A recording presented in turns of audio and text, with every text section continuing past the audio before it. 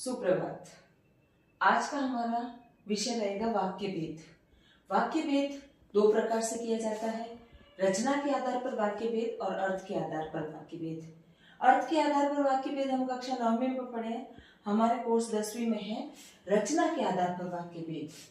अब इसके लिए पहले हम वाक्य की डेफिनेशन जान लें। सार्थक शब्दों का व्यवस्थित समूह, सार्थक निरर्थक नहीं, सार्थक शब्दों का व्यवस्थित समूह जो पूरा अर्थ प्रकट करता हो। वाक्य में पद यानी शब्दों का एक निश्चित क्रम होना चाहिए, कर्ता, कर्म, क्रिया, इस तरह से कर्म होना चाहिए। अब वाक्य के दो घटक होते हैं, अंग होते हैं। एक होता है उद्देश्य और दूसरा होता है विधेय। उद्देश्य जिसमें कर्ता, वाक्य में जिसके विषय में कुछ कहा जाए वो होता है उद्देश्य, और विधेय वाक्य में कर्ता या उद्देश्य के विषय में जो कुछ कहा जाए वो होता है विधेय। अब रचना के आधार पर हमारे वाक्य भेद जो कोर्स में उस पर टॉपिक पर आते हैं हम, रचना के आधार पर वाक्य भेद तीन प्रकार से होता है, सरल वाक्य, संयुक्त वाक्य, मिश्र वाक्य। सबसे पहले देखिए सरल वाक्य। सरल वाक्य में क्या होगा, क्रिया एक होगी लेकिन कर्ता एक से अधिक यानी दो भी हो सकते हैं और दो से अधिक भी हो सकते हैं कर्ता, लेकिन क्रिया एक ही होगी। ये सरल वाक्य है, सीधा है, हमारे इसमें कोई परेशानी नहीं है। संयुक्त वाक्य, संयुक्त वाक्य में दो या दो से अधिक स्वतंत्र, हमने कहा स्वतंत्र उपवाक्य, यानी अगर उसका योजक चिन्ह जो हमें ये पहचान दिए हुए योजक चिन्ह हटा भी दें तो भी वो वाक्य अपने आप में स्वतंत्र होंगे। हमने कहा स्वतंत्र उपवाक्य होते हैं, वो अपने आप में पूर्ण हो जाते हैं। इनकी संयुक्त वाक्य की पहचान देखो, और, तथा, एवं, इसलिए, अतः, नहीं तो, अन्यथा, फलतः, वरना, या, किंतु, परंतु, मगर, बल्कि, इस तरह के ये अवयव योजक चिन्हों से जुड़ा रहेगा। तो ये हो गया संयुक्त वाक्य।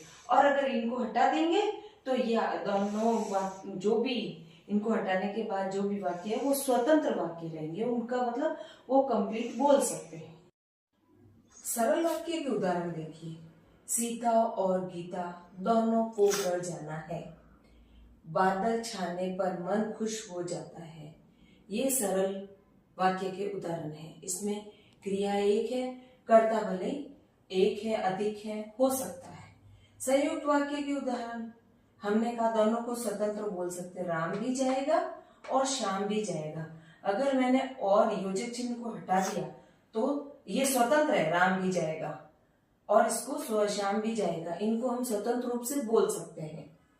मुझे फल लेने थे इसलिए मैं बाजार गया, अब इनको इसलिए मैंने हटाऊं तो स्वतंत्र बोल सकते हैं दोनों को। मुझे फल लेने थे अपने आप में पूर्ण है, मैं बाजार गया ये भी अपने आप में पूर्ण है। अब देखिए ये तो हो गया सरल और संयुक्त। अब जटिल है मिश्र वाक्य। मिश्र वाक्यों में आपको ध्यान रखना है, मिश्र वाक्य जिन जटिल वाक्यों में एक प्रधान उपवाक्य तथा शेष आश्रित उपवाक्य वो होते हैं जटिल वाक्य, और ऐसे वाक्यों को कहते हैं मिश्र वाक्य। मिश्र वाक्य में आश्रित उपवाक्यों को मुख्य उपवाक्य से अलग करके स्वतंत्र नहीं बोला जाता। हमने कहा जैसे मैं संयुक्त में इनको अलग अलग बोल सकती हूँ, लेकिन अगर इसमें आश्रित उपवाक्य को जो भी उस पर डिपेंड है उसको अगर हमने अलग कर दिया तो हम बाकी वाक्य को नहीं बोल सकते। अब इनके मिश्र वाक्य में पहचान के शब्द क्या रहेंगे, छोटी की, जो, वह, वही, जिस, क्योंकि, जिससे, अर्थात, जो ही, जब, जैसा, जिस तरह, जैसे, जहां, जिधर, जिस जगह, जितना, जैसे जैसे, ताकि, यद्यपि, यदि, इस तरह के जो शब्द होंगे वो हमें मिश्र वाक्य की पहचान करने में समझ में आएंगे।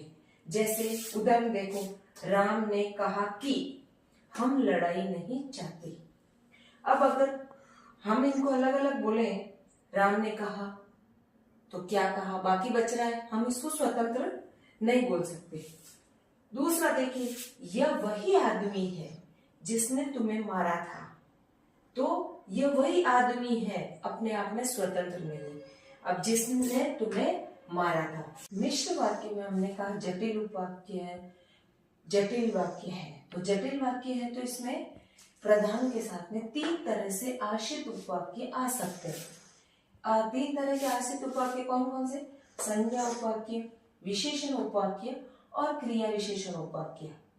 अब संज्ञा उपवाक्य और में पहचान कैसे करेंगे आप, ये संज्ञा उपवाक्य है या विशेषण उपवाक्य या क्रिया विशेषण है? वैसे तो हमें पता चल रहा है, लेकिन फिर भी जो की है, हमने बोला कि जिस अवयव से जुड़े हैं वो संज्ञा उपवाक्य ही होंगे, की अवयव से जुड़ने वाले। फिर क्या क्वेश्चन करें, प्रश्न क्या का उत्तर मिलेगा। हम इस सेंटेंस से, इस वाक्य से प्रश्न करें क्या और उत्तर मिलेगा, तो ये संज्ञा उपवाक्य है। फिर विशेषण उपवाक्य, विशेषण उपवाक्य में हम प्रश्न कैसे करेंगे, कौन सा या कौन सी, इसका उत्तर मिलेगा तो ये हमारा विशेषण यानी विशेषता बताने वाला उत्तर मिलने वाला होगा विशेषण उपवाक्य। विशेषण उपवाक्य में आप 9 शब्द नोट कर लीजिए। इन 9 शब्द के अलावा जो भी जाएगा वो क्रिया विशेषण में चला जाएगा। क्यों? छोटी की हमारी आगे संज्ञा उपवाक्य में, और ये 9 शब्द जो आ गए हैं विशेषण उपवाक्य में, बाकी जो बचे हैं वो आ जाएंगे क्रिया विशेषण में। 9 में कौन से? जो, जिस, जिसने, जिससे, जिसको, जिसमें, जिनको, जिन्होंने, जिन्हें।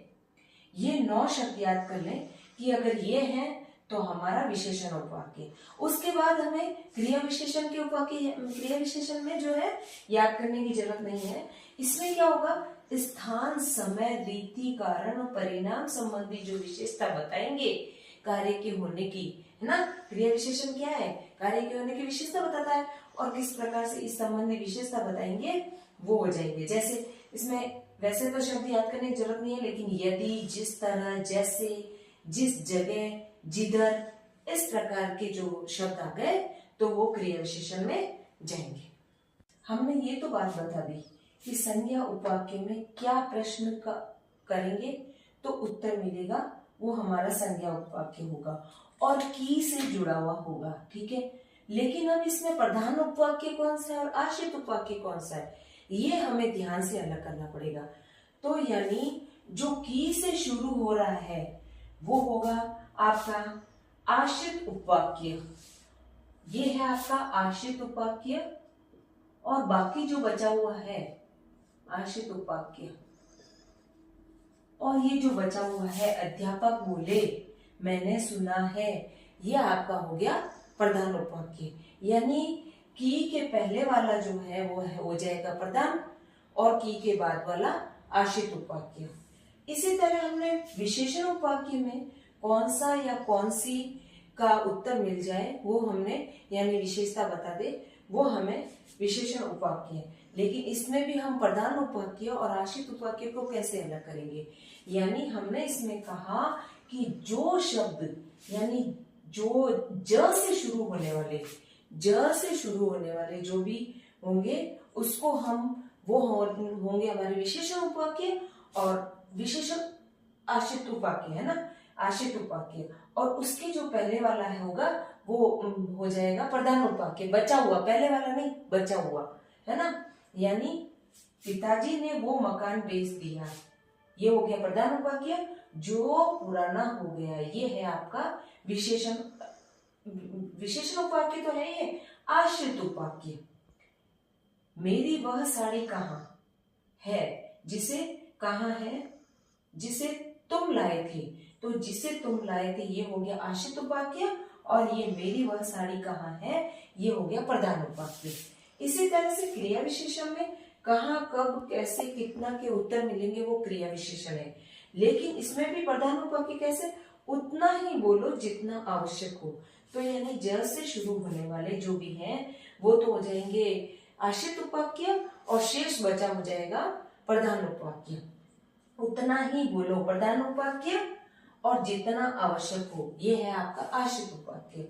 मैं इसलिए दिल्ली गई थी, प्रधान उपवाक्य, ज से शुरू होने वाला है, जिससे सभागार में पहुंच सकूं, ये हो गया आपका आश्रित उपवाक्य। एक ध्यान रखने योग्य बात